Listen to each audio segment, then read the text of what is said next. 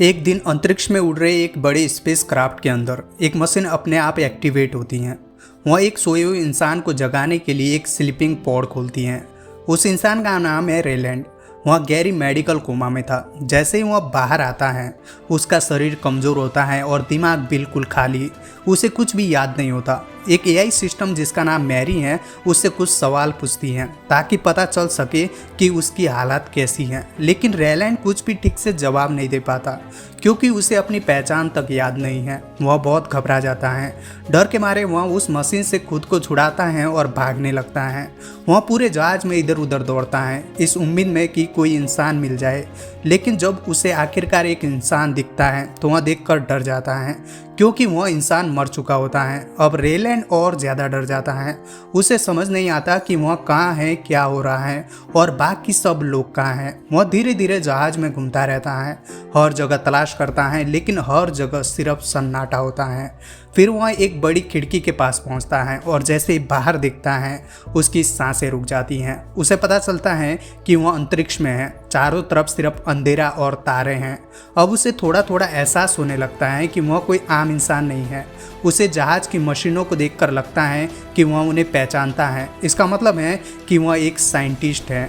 आगे बढ़ते हुए वह एक कमरे में जाता है जहां बड़ी बड़ी स्क्रीन्स पर धरती की खूबसूरत जगहों के वीडियो चल रहे होते हैं। हरे भरे जंगल, समुद्र, पहाड़, यह सब देखकर उसे थोड़ा सुकून मिलता है। वह साफ कपड़े पहनता है और खुद को संभालने की कोशिश करता है। तभी मैरी उसे कहती हैं कि वह एक डेली वीडियो डायरी रिकॉर्ड करे। लेकिन रेलैंड कंफ्यूज होकर कहता है कि उसे कैप्टन से बात करनी है। तब मैरी उसे सच्चाई बताती हैं कि वह इस जहाज का अकेला जिंदा इंसान है। बाकी सब क्रू मर चुके हैं। यह सुनकर रेलैंड टूट जाता है। वह मैरी से कहता है कि उसे वापस धरती पर ले चलो, लेकिन मैरी उस कमांड को समझ ही नहीं पाती। फिर वह एक स्क्रीन पर सूरज को देखता है और सोचता है कि शायद वह अभी भी सोलर सिस्टम में ही है। वह अर्थ पर मैसेज भेजना चाहता है, लेकिन मैरी बताती हैं कि मैसेज को पहुंचने में 12 साल लगेंगे। यह सुनकर वह और ज़्यादा शौक में चला जाता है। वह मैप चेक करता है और तब उसे समझ आता है कि वह किसी दूसरे सूरज के पास है। अब वह फ्यूल चेक करता है और कैलकुलेशन करता है और जो रिजल्ट आता है उसे सुनकर उसके होश उड़ जाते हैं। वह अर्थ से 113 साल दूर है। तभी अचानक उसे तेज हेडेक होता है और उसकी कुछ यादें वापस आने लगती हैं। उसे याद आता है कि वह एक मॉलिक्यूलर बायोलॉजिस्ट था, लेकिन बाद में वह एक स्कूल में टीचर बन गया था। वह बच्चों को साइंस पढ़ाता था और दुनिया में चल रही बड़ी साइंटिफिक खबरों पर भी चर्चा करता था। एक दिन उसके स्टूडेंट उसके आर्कलाइट नाम के एक प्रोब के बारे में पूछते हैं। यह प्रोब अंतरिक्ष में कुछ अजीब चीज़ की जाँच कर रहा था जिसे पेट्रोवा लाइन कहा गया। रेलैंड उन्हें समझाता है कि यह एक इंफ्रारेड लाइन है जो सूरज से वेनस तक जा रही है और यह धीरे धीरे सूरज की रोशनी को कम कर रही है। इसका मतलब था कि आने वाले 30 सालों में धरती ठंडी होने लगेगी और धीरे धीरे जीवन खत्म हो सकता है। बच्चे डर जाते हैं, लेकिन रेलैंड उन्हें भरोसा दिलाता है कि दुनिया के सबसे बड़े साइंटिस्ट इस समस्या का हल ढूंढ रहे हैं। फिर प्रेजेंट में वापस आकर रेलैंड खुद को संभालने की कोशिश करता है। वह अपनी दाढ़ी बनाता है, जहाज में खाने पीने की चीज़ें ढूंढता है और उसे वोडका मिल जाती हैं। वह शराब पीता है, खाना खाता है और अकेलेपन से बचने के लिए क्रू के कपड़ों से एक डमी बनाकर उसके साथ डांस करता है। यह सब इसलिए क्योंकि वह पूरी तरह अकेला है। फिर वह व्हाइट बोर्ड पर लिखना शुरू करता है अपनी पहचान समझने के लिए। तभी उसे एक और याद आती है। एक दिन एक महिला जिसका नाम था ईवा उससे मिलने आई थी। वह एक बड़े साइंटिफिक प्रोजेक्ट की हेड थी। उसने रेलैंड का एक पेपर पढ़ा था जिसमें उसने कहा था कि जीवन के लिए पानी जरूरी नहीं है। रेलैंड कहता है कि उसे एक पेपर की वजह से नौकरी से निकाल दिया गया था, लेकिन ईवा बताती हैं कि उसकी असली वजह यह थी कि उसने अपने सीनियर को इंसल्ट किया था। ईवा उसे बताती हैं कि जो सैंपल स्पेस से आया है वह सूरज की सरफेस पर सरवाइव कर रहा है और शायद रेलैंड की थ्योरी सही हो सकती है। यह सुनकर रेलैंड क्यूरियस हो जाता है और उनके साथ काम करने के लिए तैयार हो जाता है। एक लैब में वह उन सैंपल्स पर एक्सपेरिमेंट करता है। कई बड़े नेता और साइंटिस्ट उसे देख रहे होते हैं। वह देखता है कि सैंपल हिल रहा है, लेकिन वह समझ नहीं पाता कि वह जिंदा है या नहीं। काफ़ी कोशिशों के बाद वह सैंपल को थोड़ा ट्रांसपेरेंट बनाता है और तब उसे पता चलता है कि वह एक छोटे छोटे एलियन सेल्स हैं। लेकिन एक्सपेरिमेंट के दौरान वह सेल मर जाता है। फिर भी रेलैंड को यह पता चल जाता है कि वह किस चीज़ से बना है। और जब उसे पता चलता है कि वह सेल्स मोस्टली पानी से बने हैं तो वह गुस्से में सब कुछ फेंक देता है, क्योंकि उसकी थ्योरी गलत साबित हो जाती है। लेकिन वह यह भी देखता है कि सेल्स इंफ्रारेड एनर्जी को एब्जॉर्ब करते हैं और उसी से मूव करते हैं। ईवा उसे घर जाने के लिए कहती है, लेकिन अब रैलैंड पूरी तरह इस काम में लग चुका होता है। वह रिक्वेस्ट करता है कि उसे कुछ सैंपल और दिए जाए ताकि वह और एक्सपेरिमेंट कर सके। ईवा उसे 3 सेल्स दे देती हैं। अब रैलैंड सोचता है कि ये सेल्स मर्क्यूरी को छोड़कर वेनस पर क्यों जा रहे हैं। वह एक एक्सपेरिमेंट डिजाइन करता है। वह एक बॉक्स के अंदर ऐसा एनवायरनमेंट बनाता है जैसा वीनस का एटमॉस्फेयर है। जैसे ही एक्सपेरिमेंट शुरू होता है, सेल्स उस डायरेक्शन में मूव करते हैं और अचानक गायब हो जाते हैं। इसका मतलब था कि वे कार्बन डाइऑक्साइड की तरफ अट्रैक्ट होते हैं। लेकिन अब प्रॉब्लम यह थी कि वे सेल्स बॉक्स के अंदर खुल गए थे और बाहर निकल सकते थे। रैलैंड खुद को लैब के अंदर बंद कर लेता है और लाइट्स बंद कर देता है। अंधेरे में वह उन सेल्स को ढूंढता है और उसे 3 की बजाय 4 सेल्स मिलते हैं। इसका मतलब था कि वे रिप्रोड्यूस कर सकते हैं। अब रैलैंड समझ जाता है कि ये सेल्स सूरज की एनर्जी और कार्बन डाइऑक्साइड दोनों से बढ़ते हैं, इसलिए वे वेनस पर जा रहे थे। यही खोज आगे चलकर पूरी ह्यूमैनिटी के लिए बहुत बड़ी उम्मीद बनने वाली थी। रैलैंड की यादें अब धीरे धीरे पूरी तरफ वापस आने लगती हैं। उसे समझ आ जाता है कि उसकी खोज कितनी बड़ी थी। जिन एलियन सेल्स को उसने खोजा था उन्हें बाद में एस्ट्रोफेज नाम दिया गया। यह कोई साधारण चीज़ नहीं थी। यह सूरज की एनर्जी को एब्जॉर्ब करके उसे स्टोर कर सकती थी। ईवा उसे एक बड़े सीक्रेट प्रोजेक्ट के बारे में बताती है जिसका नाम था प्रोजेक्ट हेल मैरी। यह प्रोजेक्ट पूरी ह्यूमैनिटी को बचाने के लिए बनाया गया था, क्योंकि अब यहाँ साफ हो चुका था कि सिर्फ हमारा सूरज ही नहीं बल्कि पूरी यूनिवर्स में कई सूरज धीरे धीरे कमज़ोर हो रहे थे। लेकिन एक तारा ऐसा था जो इस समस्या से बचा हुआ था। उसका नाम था टेटी। वह अर्थ से लगभग 12 लाइट ईयर दूर था।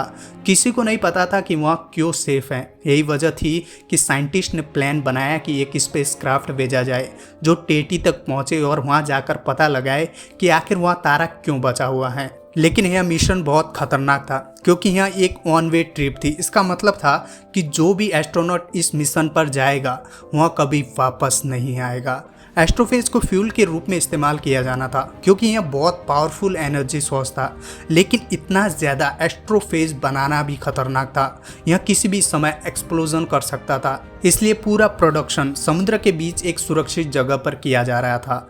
इस मिशन के लिए 3 लोगों की ज़रूरत थी, एक पायलट, एक इंजीनियर और एक साइंटिस्ट। रैनल्ड एक साइंटिस्ट था, इसलिए उसे इस मिशन के लिए परफेक्ट माना गया।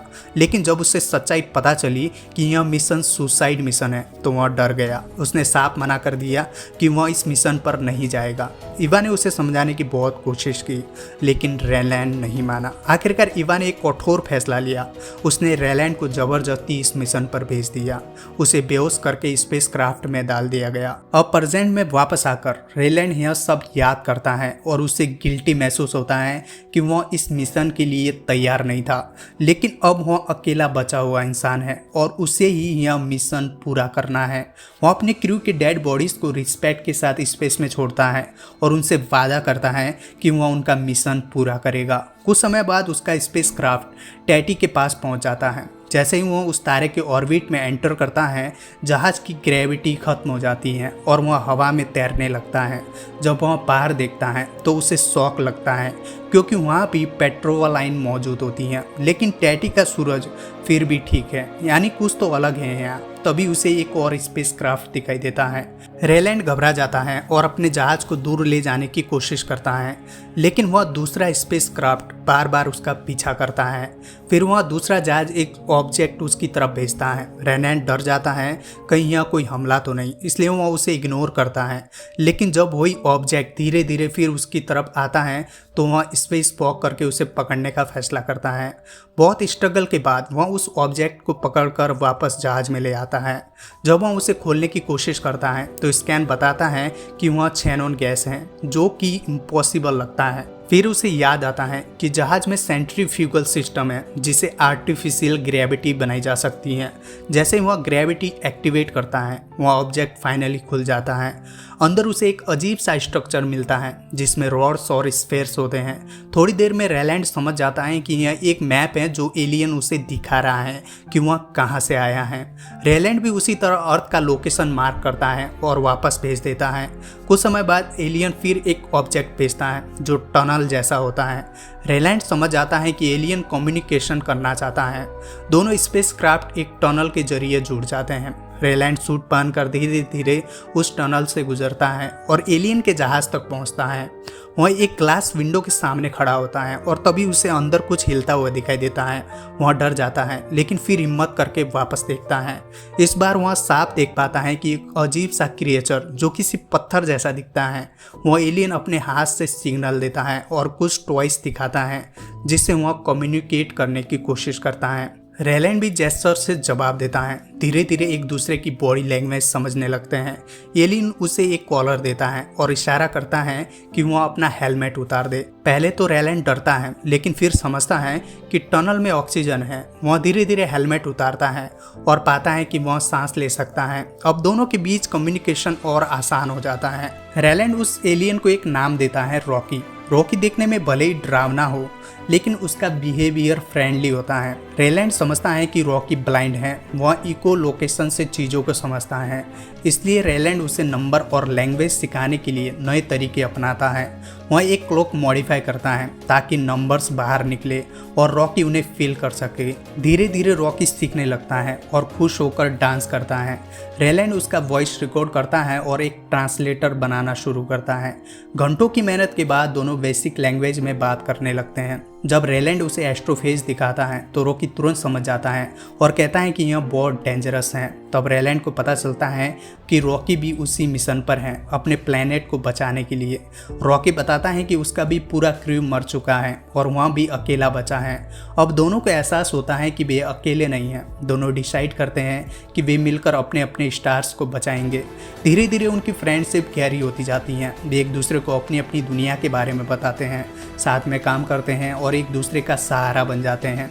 एक दिन रॉकी कहता है कि उसके प्लेनेट पर लोग साथ में सोते हैं ताकि उन्हें सेफ्टी महसूस हो। पहले रेलैंड को यह अजीब लगता है लेकिन फिर वह मान जाता है। दोनों एक साथ सोते हैं और पहली बार रेलैंड को अकेलापन कम महसूस होता है। अब उन्हें पता लगाना था कि आखिर टैटी का सूरज सेफ क्यों है और इसी सवाल का जवाब ढूंढते ढूंढते उनकी ज़िंदगी एक नए मोड़ पर पहुंचने वाली थी।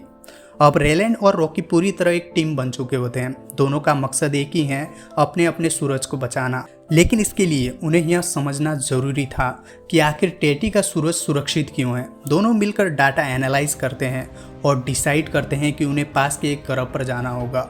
उस ग्रह का नाम वे एड्रियन रखते हैं। यह एक अजीब और खूबसूरत ग्रह होता है जहाँ रंग बिरंगे क्लाउड्स और अजीब वातावरण होता है। रेलैंड अपना स्पेस क्राफ्ट उस ग्रह के पास ले जाता है। यह काम आसान नहीं था क्योंकि वह ट्रेन पायलट नहीं था, फिर भी प्रैक्टिस करके वह जहाज़ को संभालना सीख जाता है। जब एड्रियन के पास पहुंचते हैं तो रेलैंड स्पेस वॉक करता है और एक स्पेशल लाइट का इस्तेमाल करता है। जैसे ही वो लाइट एक्टिवेट होती हैं, हजारों एस्ट्रोफेज उस तरफ अट्रैक्ट होकर आने लगते हैं। यह दृश्य बहुत ही सुंदर और चौंकाने वाला होता है, जैसे अंतरिक्ष में रोशनी की बारिश हो रही हो। अब वे सैंपल कलेक्ट करते हैं और जहाज़ पर वापस लाते हैं। जब वे इन सैंपल को टेस्ट करते हैं तो उन्हें एक बहुत बड़ा शॉक मिलता है। उन्हें पता चलता है कि जितना एस्ट्रोफेज उस ग्रह पर आता है उतना ही वापस चला भी जाता है। यानी यहाँ कोई ऐसी चीज़ है जो एस्ट्रोफेज को खा रही है और यही से उनकी खोज एक नए डायरेक्शन में चली जाती है। अगले एक्सपेरिमेंट में उन्हें एस्ट्रोफेज के साथ कुछ बैक्टीरिया भी मिलते हैं।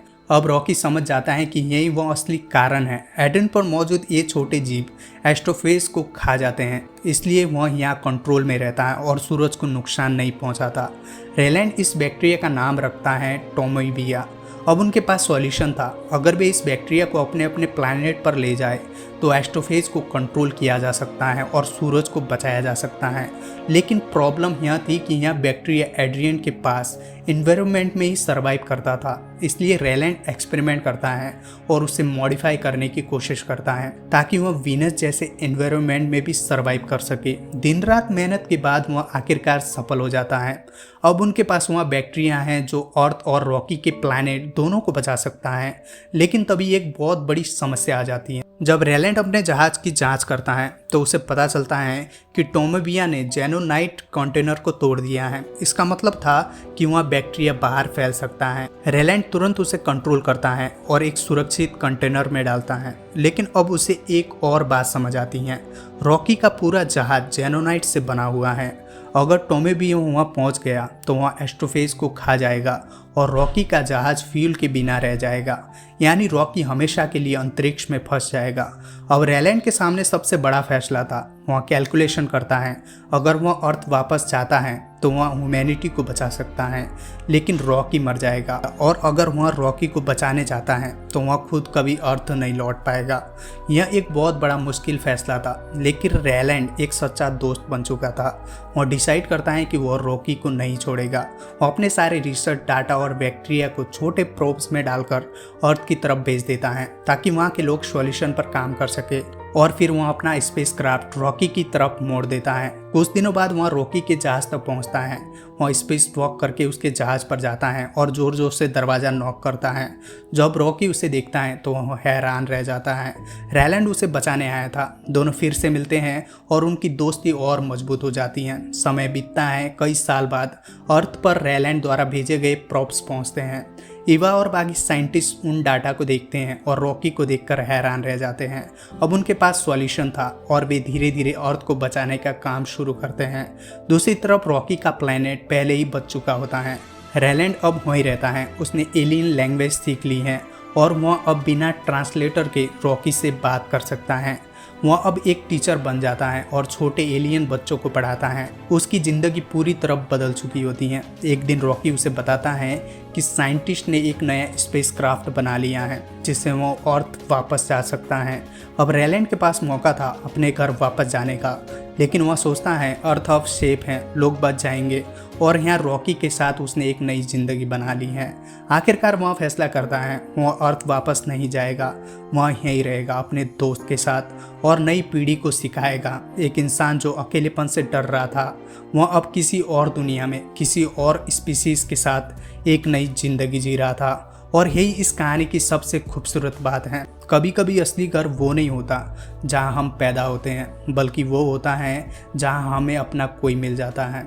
अगर आपको ये एक्सप्लेनेशन पसंद आई हो तो वीडियो को लाइक और चैनल को सब्सक्राइब जरूर करना। मिलते हैं अगले वीडियो में, तब तक के लिए बाय।